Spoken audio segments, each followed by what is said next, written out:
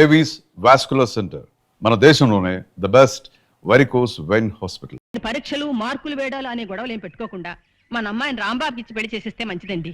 అక్కడే నీ తొందరపాటు ఆడబుద్ధి ప్రదర్శించావు నువ్వు. మూడోది అసలైంది అయిన పరీక్ష ముందుంది. చక్రపాణి, రేపొచ్చే శుక్రవారం నువ్వు మా అమ్మాయి శాంతిని పెళ్లి చేసుకోవాలి. నాన్న అదేమిటండి మతుండే మాట్లాడుతున్నారా?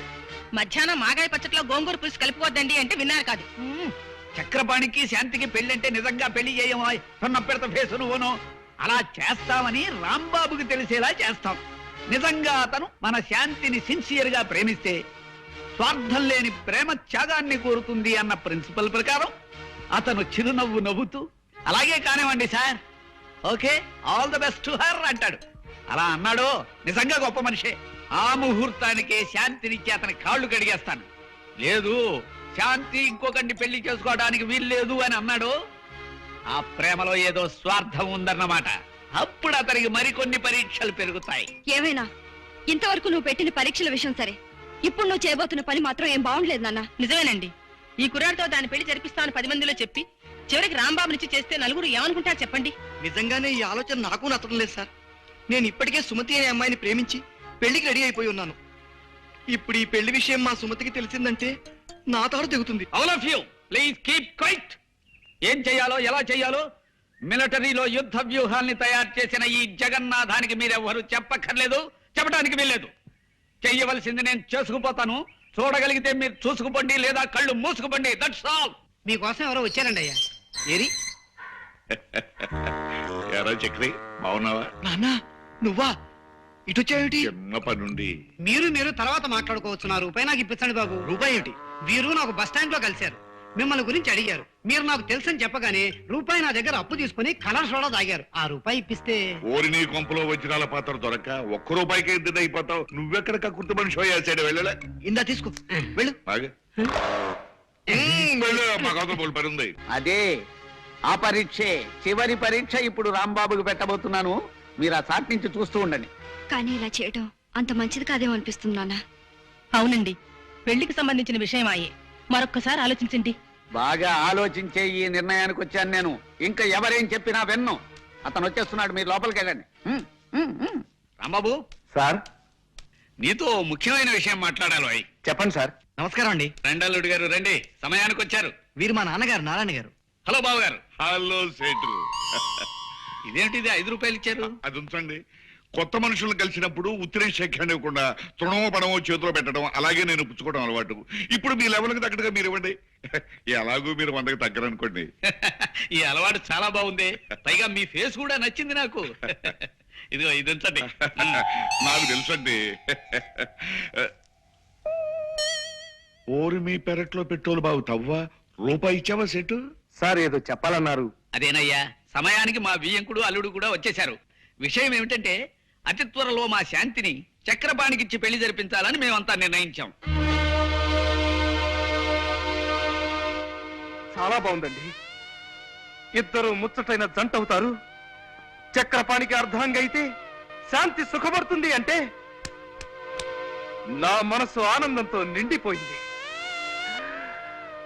ఆమె ఎక్కడున్నా సుఖ సంతోషాలతో భోగ భాగ్యాలతో తొలతూగుతుండటమే నేను కోరుకునేది, ఆ దేవుణ్ణి వేడుకునేది. Thank you, congratulations Chakrapani.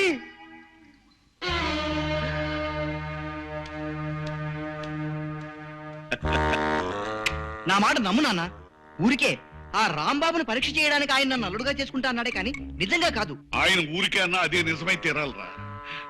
ఆయన కూతురు పెళ్లి చేసుకున్నామంటే ఆయన ఆస్తి మొత్తం మనకే వస్తుందిరా. అప్పుడు ఎంచక్క పాత అప్పులన్నీ తీర్చేసి కొత్త అప్పులు చేసుకుంటూ దర్జాగా పెట్టుకొస్తురా. వాళ్ళ అమ్మాయిని నేను ఎలా చేసుకుంటానన్నా?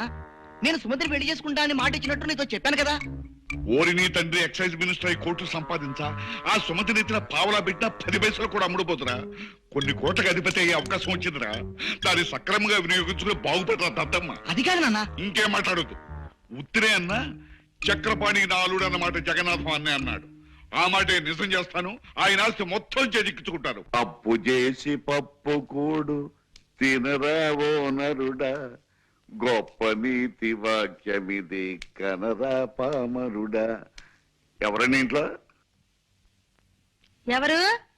ఆ, రంగనాథం ఉన్నాడమ్మా? బయటికి వెళ్ళారండి, ఇప్పుడే వచ్చేస్తారు. మీరు నా పేరు నారాయణమ్మ, మీ వాడుని.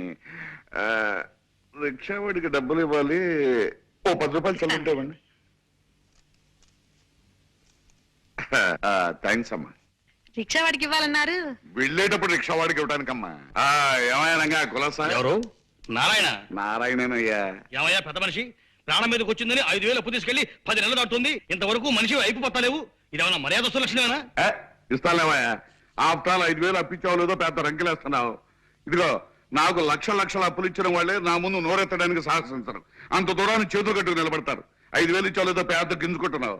ఇదిగో, మా అబ్బాయికి ఒక కోటీశ్వరుడు ఏకైక పుత్రుడిచ్చి పెళ్లి చేస్తున్నాను. ఆ పెళ్లైన మరుక్షణమే మీ అందరు అప్పులు తీర్చేతలు మారేస్తానయ్యా. ఇదిగో, కావాలంటే శుభలేఖ చూడు. నీ కొడుక్కి జగన్నాథం కూతురు చేసుకుంటున్నావా? అవునయ్యా, కనపడ్డలా వచ్చే నెల పెళ్లి. జగంగా నన్ను కాదని ఈ నారాయణ గారితో బియ్యం అందుకుంటావా? రే దొరికిందిరా, ఇప్పుడు నీ జుట్టు నా చేతుల్లో దొరికింది. ఇక నీ కాబోయే అల్లుణ్ణి నానా భ్రష్టు పెట్టి చేస్తాను, చూసుకో. ఇదేమిటి అమ్మాయి శాంతి? శుభ్రు ఏమిటండి, ఏమిటి అరుపులేమిటి? పంప మునిగిందే. చూడు ఈ శుభలేఖ చూడు. నేను మాట వరుస కన్న మాటను పట్టుకుని చక్రపాణికి శాంతికి పెళ్ళంటూ శుభలేఖలు వేయించేశాడు ఆ త్రాసుడు నారాయణ. అయ్యయ్యో, నే భయపడినంతా జరిగింది. ఈ దిక్కుమాలిన పరీక్షలు వద్దు మొర్రో అని ముందు నుంచి నేను నెత్తి నోరు బాధ చెప్తే విన్నారా? ఇప్పుడు అనుభవించండి. ఈ శుభలేఖలు అందరికి పంచిపెట్టే ఉంటాడాయన. ఇప్పుడు నలుగురిలో ఎలా తలెత్తుకు తిరగలను నాన్న? అసలు ఎత్తనేడి చక్రపాణి? ఏమిటి సార్? త్వరగా రావాలి. మీ నాన్న నిర్వాకం చూడు. సారీ సార్, మా నాన్న ఇంతగా రెచ్చిపోతాడని నేను ఊహించలేదు సార్. ఈ శుభలేఖ బయట పడితే నా కూతురు బతికి ఏమవుతుందో చెప్పు. ఇది బయటపడితే నా బతుకు సర్వనాశనం అయిపోతుంది సార్. మా సుమతి గారికి చూసిందంటే కొంపలు అంటుకుంటాయి. ఎలా? ఇప్పుడు ఏం చేయాలో సలహా అయినా చెప్పి తగలడు. అదే నాకు అర్థం కావడం లేదు సార్. ఏమిటి నీకు అర్థం కాని? ఇలా మీలో మీరు పోట్లాడుకోవడం కాదు, జరిగిన విషయం అంతా వివరంగా చెప్పి రాంబాబు గారిని సాయం చేయమని బతిమాలుతున్నాను రాంబాబు గారు. ఏమైందండి?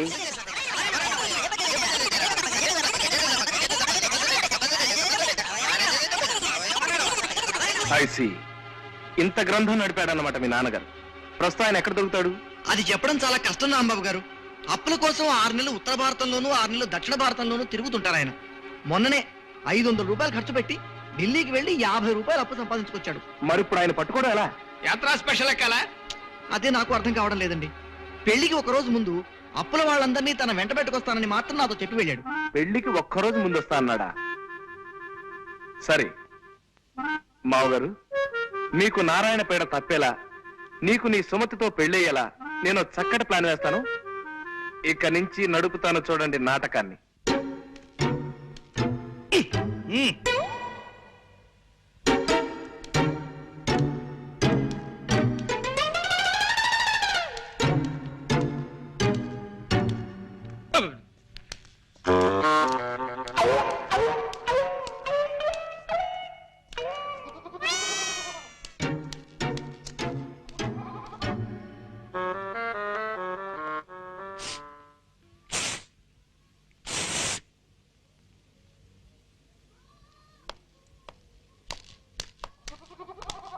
ఇక్కడ చక్రపాణి అంటే ఎవరు బాబు? నేనే. నువ్వేనా? శుభం.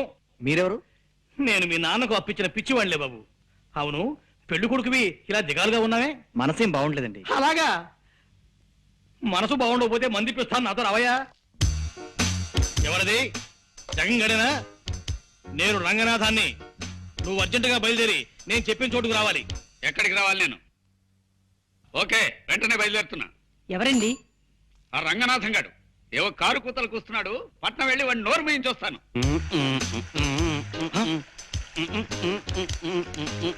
ఒరే దరిద్రుడా, రన్నింగ్ బస్సులో కండక్టర్ నడిచినట్టు ఆ నడకేమిటి నీ మొహం? పిచ్చి చూపులు చూస్తున్నావు. తాగేవా ఏమిట్రా? ఎస్సా నీ శ్రాద్ధమా? తాగొచ్చి నా ఎదురు నిలబడతావా? ఎంత ధైర్యం నీకు? నిన్ను ఒరేయ్, నువ్వు నన్ను కొడతావురా? ఈ టైప్ లో కొట్టాను. కావాలంటే ఈ టైప్ లో కొట్టగలను, ఈ టైప్ లో కూడా కొట్టగలను. చాలు, ఇంకే టైపులు షార్ట్ హ్యాండ్లు వద్దు. నీ విద్య నాకు పూర్తిగా తెలిసిపోయింది. నీ దగ్గర ఉద్యోగం చేస్తున్నాను కదా అని నన్ను నాటు సారకట్టే ఏనంగా చూస్తావుట్రా రాస్కెల్. ఏ నా వల్ల కాదు. నువ్వు వచ్చి నా కాళ్ళ మీద పడినే సరే నీ దగ్గర నేను పని చేయను. నీ బాబు నాతో పెట్టుకోరే. నువ్వు వచ్చేసావా? వచ్చాన్రా. నీ గుమాస్తానే నీకు సన్మానం చేసి నీ చెంప మీద 5 వేళ్ల శాలువా కప్పటం కళ్ళారా చూసి ఆనందించాను. ఆ ప్రతిష్ట గురించి ఇందాక ఫోన్లో ఏదో వాగావు. నీ ప్రతిష్ట ఇప్పుడు పొయ్యి మీద పెట్టిన ఐసిగడ్డలా ఎంత గట్టిపడుతుందో చూసి సంబరపడుతున్నాను. నన్ను చూడ్డం కాదోయ్, చూశాక నీ గుండె ఆగిపోతుందేమో, దాన్ని గట్టిగా పట్టుకొని ఓసారి అలా చూడు. నా కొడుకున్నా మంచివాణ్ణి, యోగ్యుణ్ణి తెచ్చి నీ కూతుర్నిచ్చి పెళ్లి చేస్తానన్నావు. నీ యోగ్యుడైన అల్లుడు పీకల దాకా తాగేసి కాలిపోయిన సిగరెట్ పీకలా ఎలా పడున్నాడో చూడు. ఇదంతా నా తపస్సు ఫలితం రా. వీడు సరే, నీ వియ్యంకుడి ఘనత తెలుసా నీకు? అడుక్కునే వాడి దగ్గర కూడా అప్పటికి పుచ్చుకునే గటి కూడా దరిద్రుడు. నీ వియ్యంకు నాకు 10,000 బాకీ ఉన్నాడు తెలుసా? బాగుందిరా, బాగుంది. గొప్ప సంబంధాన్ని ఎన్నుకున్నావు. బాగుందిరా, బాగా మాట్లాడావు. వీడిని నువ్వే తాగించావా? అవును. ముక్కోటి దేవతలు నా మొరవిని నాకు ఈ అవకాశాన్ని కల్పించారు. నువ్వు మొర పెట్టుకునే టైంకి నీ ముక్కోటి దేవతలు ముక్కు పొడుగు కొనుక్కోటానికి మార్కెట్కి వెళ్ళారా చవట. వీడెవడో తాగి పడిపోతేను, వాడికి తాగించి నువ్వు నష్టపోతేను మధ్య నాకేమిటి దొరద? వీడు నా అల్లుడు కాదు. నీ అల్లుడు కాడా? మరి శుభలేఖ చూశాను. ఆ శుభలేఖకి నిప్పెట్టి నెయ్యి కాచుకో. మా అమ్మాయికి నేను వేరే వరుణ్ణి చూశాను. త్వరలో పెళ్లి జరిపించబోతున్నాను. పెళ్లి కొడుకు ఎవర్రా? నోర్మై, అది నీ కననసరం. పాపం పెద్ద ప్లానే వేసి దెబ్బ తిన్నావు. ఆ బిల్లు కట్టేసి ఈ బట్టల మూటను భుజానేసుకుని పా. రే జగంగా, నీ కూతుర్ని ఇంకోటికిచ్చి పెళ్లి చేస్తావురా?